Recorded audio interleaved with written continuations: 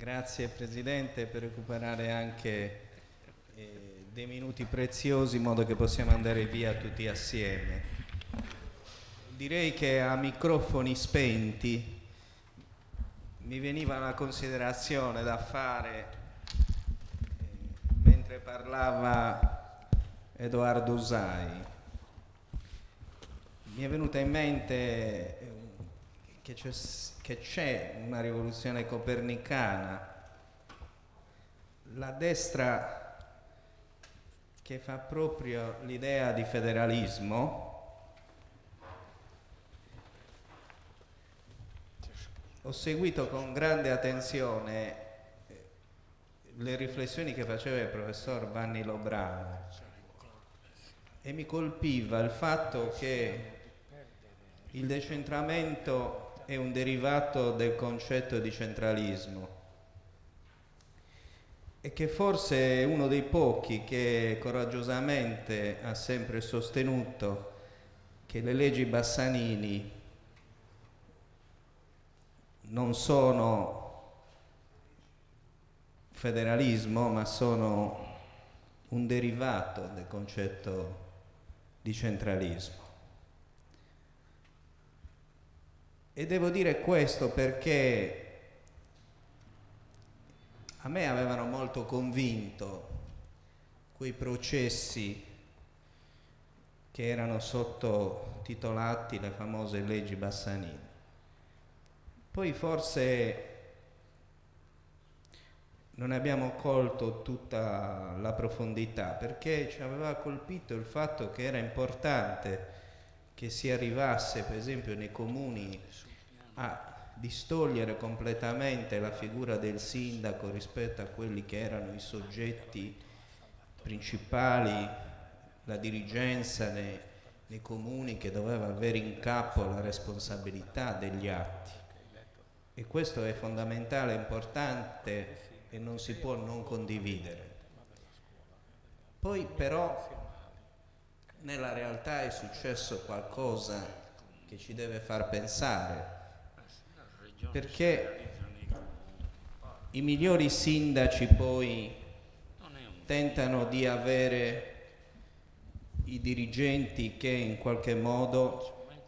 possano soddisfare i loro orientamenti. Quando non si innesca un processo anche di distinzione e a volte anche di non condivisione degli atti e quindi anche una conflittualità che in alcuni comuni ha portato per esempio ad essere inchiodati rispetto all'attività che si doveva avere. Stamattina facevo una riflessione, la stessa legge che ha dato ai sindaci la possibilità di essere, come dire, al di sopra dei consigli e quindi non dipendere dalle maggioranze, col tempo potrebbe portare al fatto che i sindaci si potrebbero ergere quasi a solitudine rispetto ai consigli e quindi avere la tentazione che in fondo quelli sono strumenti un po' di appesantimento e che quindi tutto sommato oggi la società moderna, che è fatta di decisioni che dobbiamo assumere rapidamente, in fondo tutta questa discussione, questa democrazia incomincia a infastidire anche chi ne era formalmente convinto che invece il reale potere, la reale volontà è dentro i consigli. Io faccio questa riflessione per dire che lungi da me il tentativo di pensare che in una società moderna non dobbiamo affinare gli strumenti e non dobbiamo arrivare, come dire, ad avere la prontezza e la capacità di assumere le decisioni. Però c'è sempre nascosto e c'è sempre questo, non lo so, questa seconda lettura che ritorna pesantemente, che alla fine tutti questi strumenti sono vecchi, che forse bisogna mettere da parte e che in qualche modo ci inducono almeno, come dire, a una pausa di riflessione se, ripensando agli strumenti di democrazia, non dobbiamo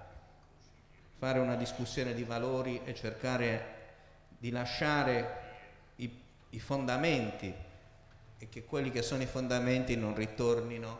ad essere, come dire, strumentalmente assoppiti. Mentre da professor Pinusai rubo questo passaggio che mi ha molto interessato: la strutturalità della pace a fondamento della comunità europea allargata al mondo. Poi lui lo diceva così, lo lasciava intendere, in fondo poi questa resistenza alla pace vale solo nei nostri confini per adesso, perché poi la tentazione è sempre quella di andare a fare la guerra in casa degli altri, anche di noi europei, che siamo tentati a ritornare allo strumento della guerra come capace ancora di risolvere i problemi che sono prima di tutto sociali e prima di tutto sono problemi di come i popoli si autodeterminano, perché se non c'è il primo rispetto fondamentale dell'autodeterminazione, io penso che difficilmente si possa costruire qualcosa che assomiglia al federalismo. Cioè il federalismo presuppone dei popoli che si autodeterminano, perché se non hanno identità e autodeterminazione non avranno mai la capacità di federarsi. E questo forse, se ci sarà tempo, mi darà modo di una riflessione personale su come io sto vivendo questi momenti di guerra, perché non si ha mai, forse pubblicamente, la possibilità di esternare qualcosa che abbiamo un po' tutti dentro, almeno io sento in modo preciso. Ma per andare al tema che mi è stato affidato, certamente io ero tentato, insomma, perché in fondo dentro questo convegno parlare in modo particolare dell'esperienza di un sindacato sardo come la Confederazione Sindacale Sarda aveva sì una sua importanza, però poteva rischiare di essere, diciamo, un sottotitolo di un'esperienza che in fondo è importante, però poi deve fare i conti con una tematica così importante e complessiva. Però credo che sia importante per tutti, per me, dire qualcosa che forse non tutti sanno, e qui leggo per essere più veloce. L'idea di un sindacato sardo è antica e affonda le sue origini nel primo sardismo. Già nel terzo congresso regionale della Federazione dei Combattenti Sardi, stamattina è stato ricordato dal professor Contu,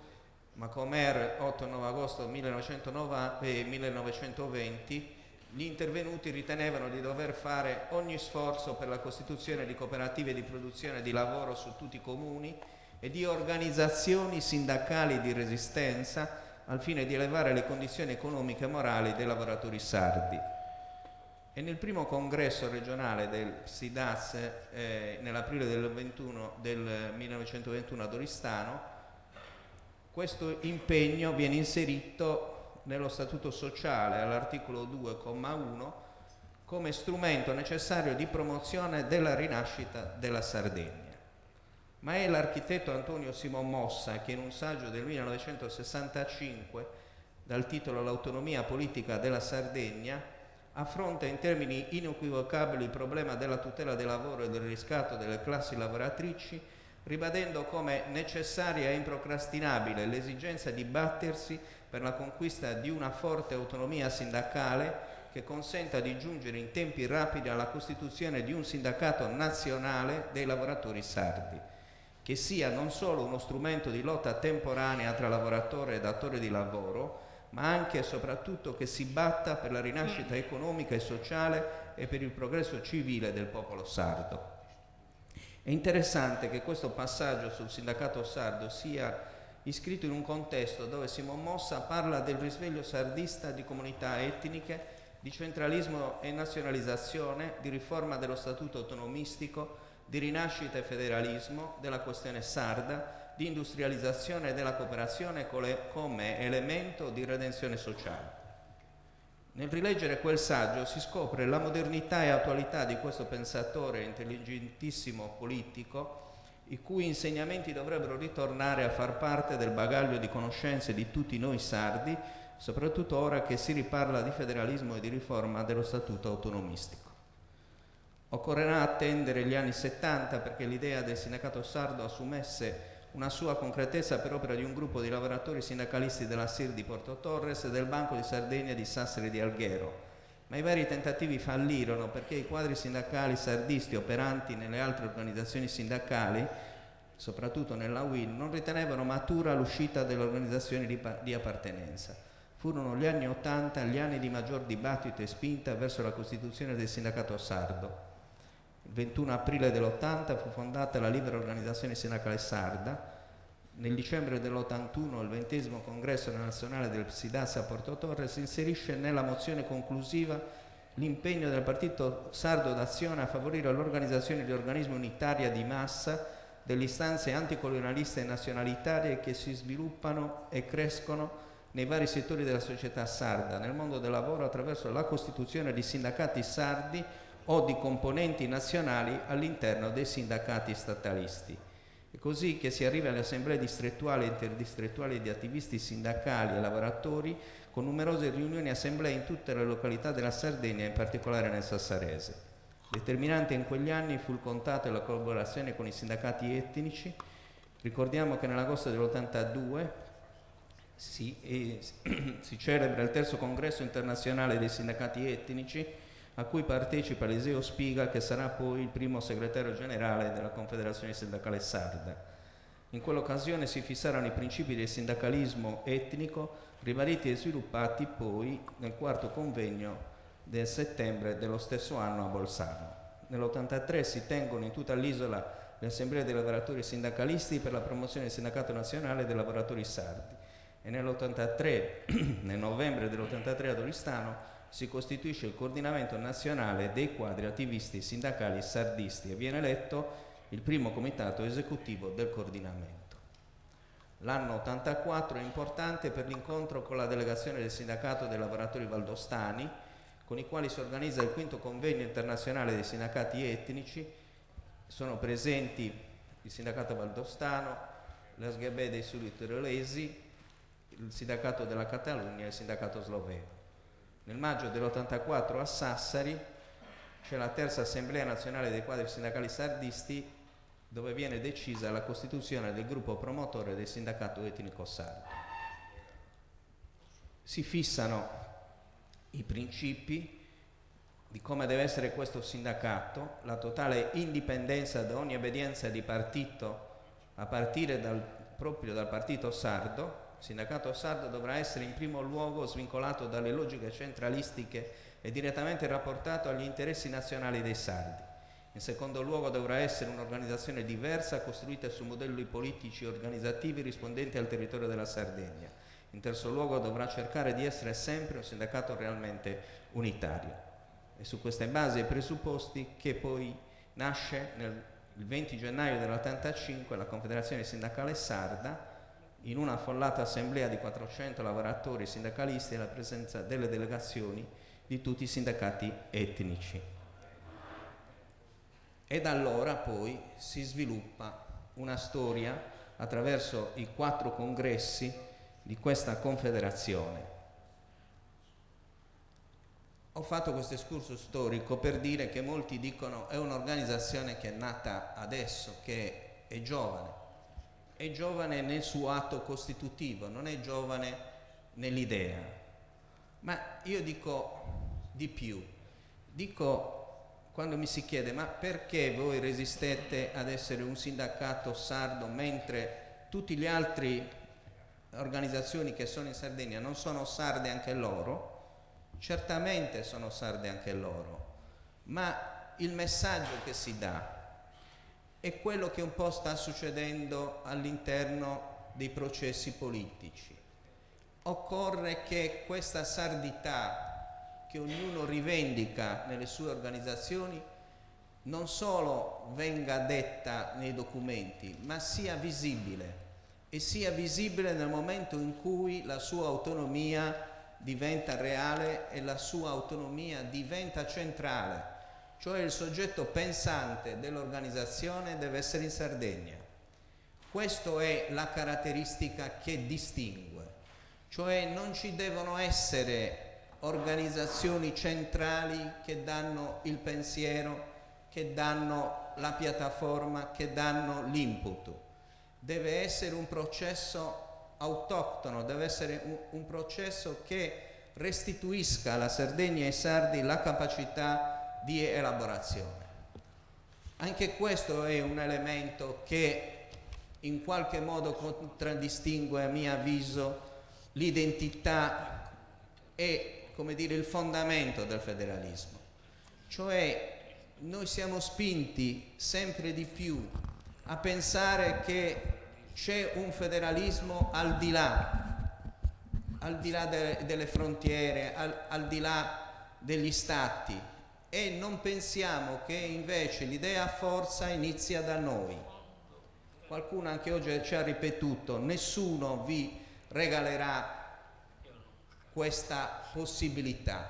perché il federalismo nasce proprio dalla nostra convinzione, dalla nostra capacità di costruire organizzazioni, di costruire intelligenze, di costruire consensi a partire da noi. Questo è un elemento che in Sardegna è debole, ma è debole nonostante possiamo avere la primogenitura di avere avuto pensatori e di aver avuto i primi veri federalisti, cioè quello che oggi è un'elaborazione e tutto un bagaglio culturale attorno al federalismo che è nato dalla Sardegna e che è giusto che venga, diciamo,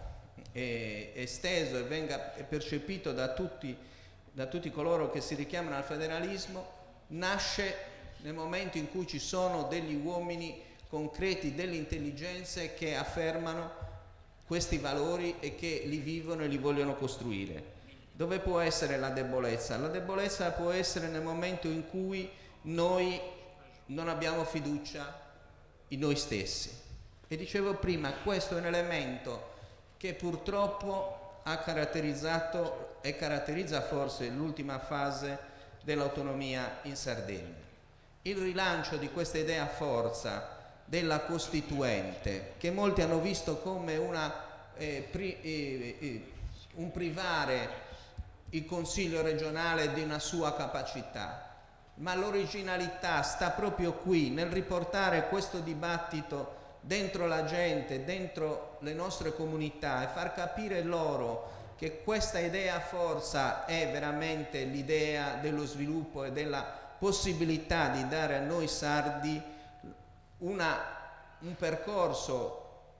veramente che ci porti fuori da quelle che sono anche i nostri limiti. Cioè io sostengo che non si può dare sviluppo in Sardegna se noi non ci riappropriamo di quello che è lo strumento fondamentale, cioè di chi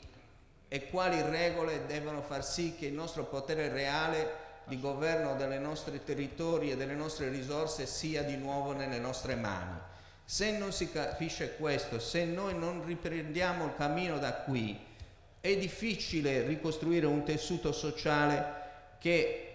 come dire, riprenda con entusiasmo a ricostruire fra le nostre comunità la voglia di crescere e di andare avanti.